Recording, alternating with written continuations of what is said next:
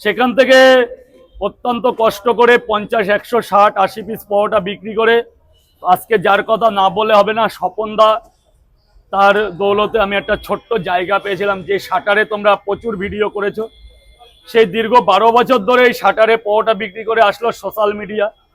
আজকে social media ছিল বলে আমাকে লোকে চিনেছে, কিন্তু স্বপনদা ছিল বলে আমি একটা সাপোর্ট পেয়েছিলাম। আজকে ওই জায়গাটা থেকে কেউ তোলেনি, কেউ তাড়ায়নি। জায়গাটা অত্যাধিক ভিড় হয়ে গেলে না প্রচুর প্রবলেম হয়ে যায়। তো যখন প্রশাসনিক চাপ চলে আসলো, দাদা তখন বললো যে এই জায়গাটা বস, তোকে কেউ কিছু বলবে না। তখন থেকে আমি এই 5 থেকে 6 মাস হবে এখানে অ্যাটেন্ড করেছি। তো মানুষের ভালোবাসা আমি পেয়েছি, অত্যন্ত স্নেহ দিয়ে আমাকে লোকে ভালোবাসে।